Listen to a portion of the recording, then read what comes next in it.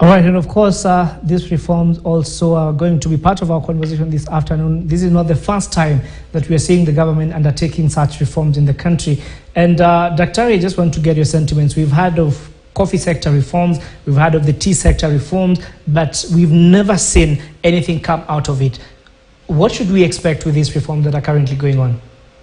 The current reforms, of course, there is always the energy. Whenever there is a beginning of reforms, there is the energy that we want to reform this sector and do the very best with it so that we can come out and get a clean sector. But there is the will, but it comes with the working. People must work towards ensuring that the reforms are real. So that means there must be serious measures that must be put into place, and also targets and yardsticks that will actually be put in place so that we can see that this stage of reform has been done and this is the result. So I think there needs to be a change in mindset in terms of the way the reforms are going to be carried.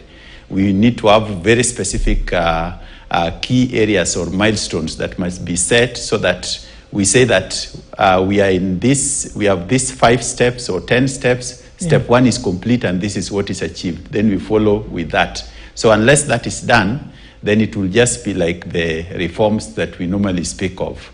All right, so the biggest challenge with the coffee subsector, and from that conference, one of the things that farmers were complaining, you'll find also the tea factory, rather the coffee milling companies were also complaining, the coffee marketers were complaining. So then it begs the question, whose responsibility is it to streamline that sector?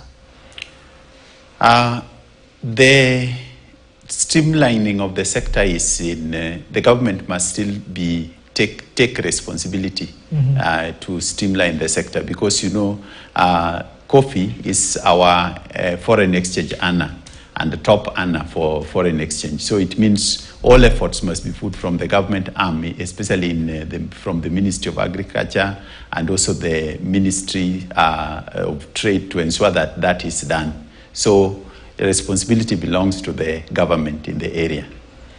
All right, so Dr. Ari, let's switch gears now and talk about something that has been a point of conversation throughout the week, and that is the money supply, and particularly the amount of money that is currently circulating. There seems to be a depreciation, particularly with the purchasing power of Kenyan consumers. Help us understand, from where you sit as an economist, what are some of these factors that could have led to this? To the money supply reducing? Yeah. When money supply is responding to changes that are being instituted by the central bank, and there are normally policies, monetary policy that guides the supply of money, such that there are instruments that are being used so that the supply of money can be controlled. And the central bank is the one that controls those instruments.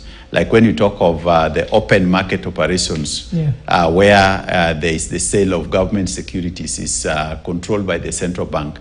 So when the government security sale is increased within the economy, for example, there are a lot of treasury bills that are being sold, and people are buying the treasury bill, the money supply is reduced because people take their money to the government.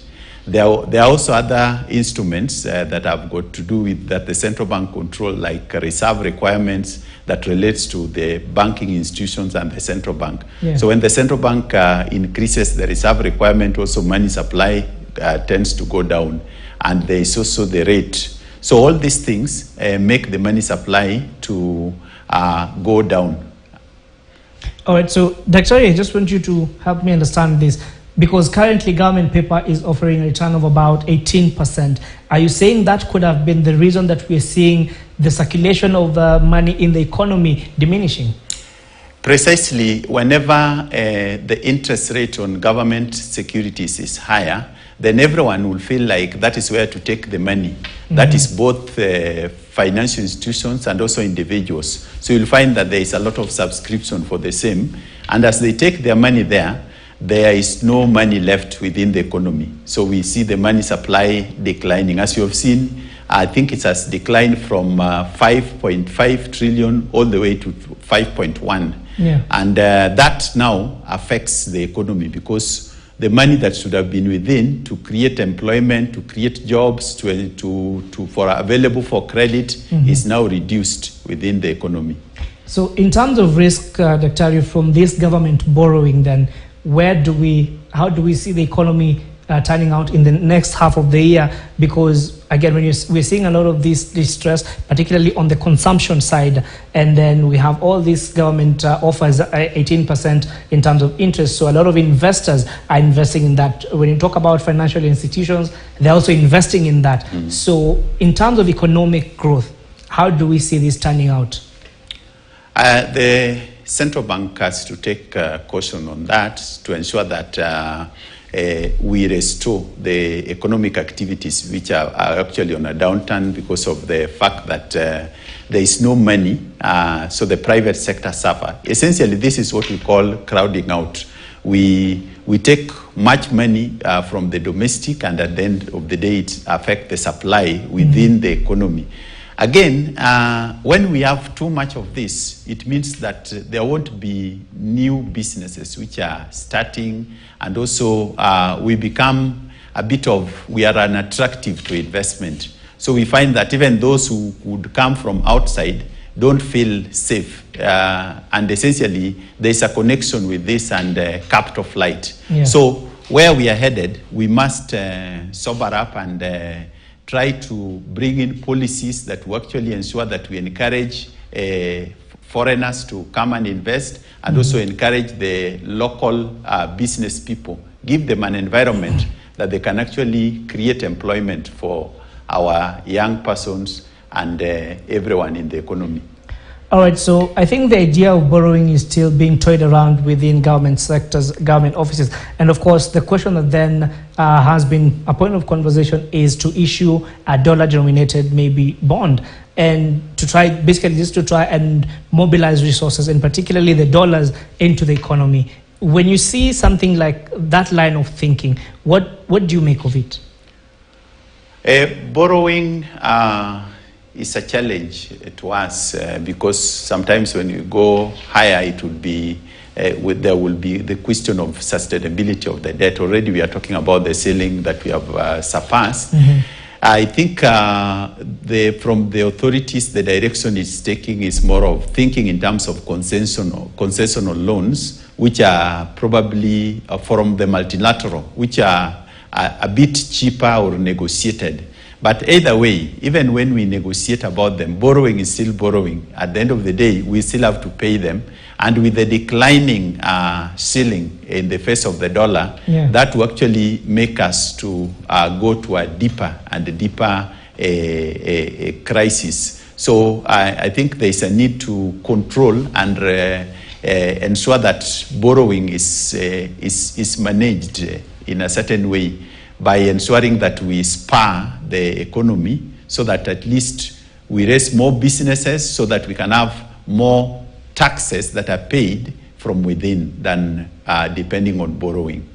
Are you concerned about the levels of borrowing, particularly within the domestic market?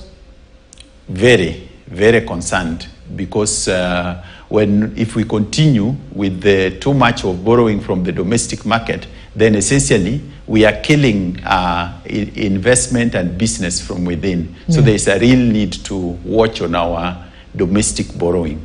Okay. So, Dr. again, something that was a big conversation for the better part of the week was the issue of fuel prices. We saw this going up. Of course, the government's argument is that this has been, of course, affected because of the global crude oil prices. So when you look at this, we are likely to see inflation rising. So then the question that comes is, are we prepared to deal with inflation going into the future when you look at the interest rates that we're currently at the CBR rate as it stands? This issue of fuel is very critical to us because we need to look at the components of that fuel price. For example, what's the landing price of the fuel? You know, almost, I think it's a half the price that we have now. We are selling fuel at 211, and the landing price is a half of that, about 105, 104. 4 thereabout. Then it means what composes of the rest of the things there is the taxation. So levies, and of course you remember the Finance Act is also part and parcel of what is composed in the fuel price there.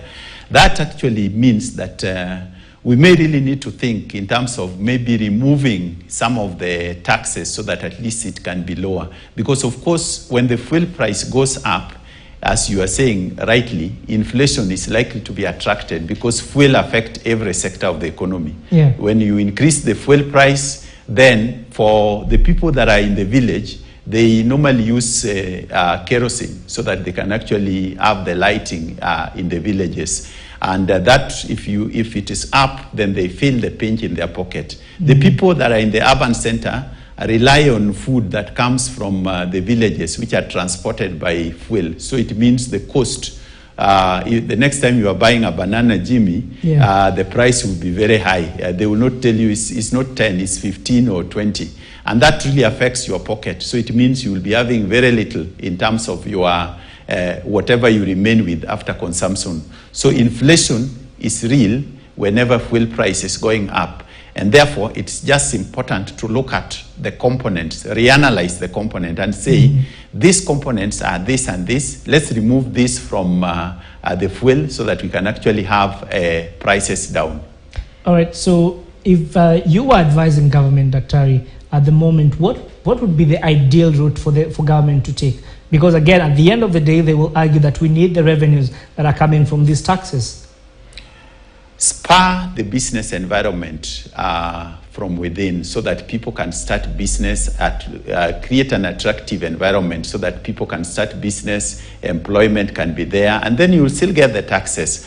You may not necessarily, when you really rely on the fuel from where you can get the taxes, it might not really give you the best of the results. So spur the environment of business, attract the businesses, attract foreign investors, and let's have people starting businesses and jobs. And from there now we get the taxes. Have policies that encourage young people to start business. Remove some of the online kind of taxation so that we can actually have businesses by young people, pioneered by young people who are a majority, so that we can actually have them doing the business and paying taxes. All right, so again, on the issue of revenue, Daktari, one of the things, the reports that we are currently getting is that the collection is actually slowing down compared to last year, compared to the previous months. So we have this increase in the number of taxes that Kenyans are supposed to pay, but at the same time, it is not achieving the goal it was supposed to achieve. What is the way forward? As you know, it's expected normally from our world. We normally talk of what we call a Laffer curve. Laffer curve means that you increase the taxes, and as you continue to increase the taxes, it reaches a certain optimal level that now you don't get much of revenue from taxation. So the Laffer curve effect is real. And mostly when you go to the developed economies, they listen to that Laffer curve and see what could be done. Essentially, taxes need to be simplified, the process, and ensure that you only talk of a particular tax that is important, not just tax to get the money, but tax that is important, and also give back value for money. When you tax people and give them value for money, then they will actually see the reason why they need to work harder. So I think there's a need to work on the attitude of convincing people that what you give, this is what we have done with it, so there is value for your money, and so you can continue to work harder. All right, so Daktari, in about 30 seconds, I just want to get your sentiments. We are told that going into the next 3 or 4 months, all the way maybe until February, we might be seeing fuel prices increasing. How do we prepare for this? Tough one. If it does so, then that actually means killing the already dying Kenyan. When you say that the fuel prices are going to go down. Me, I would still say, let's relook at the component of the fuel cost and see what is removable. Because the truth is that people are suffering. because of that. And if we continue to say that they will increase, I believe the minister actually recanted and said that he has now been informed that they are not now going to take that trajectory. Yeah. So I believe that that is the truth. So from there now, we hope that it is the other way around. We'll be able to get some relief. All right, Dr. Thank you so much. And of course, I have a feeling, and I'm sure a lot of our viewers might have seen that as a sarcastic response. But of course, we'll wait and see what happens in the coming days. For now, tuliambiwa tuchimbe kisima, so wacha nifikirie yangu nitachimba wapi. But thank you so much for keeping me company. That has been the edition of Biz Chat this week. Let's do this again next week, same time, same place. Be Your KTN is up next.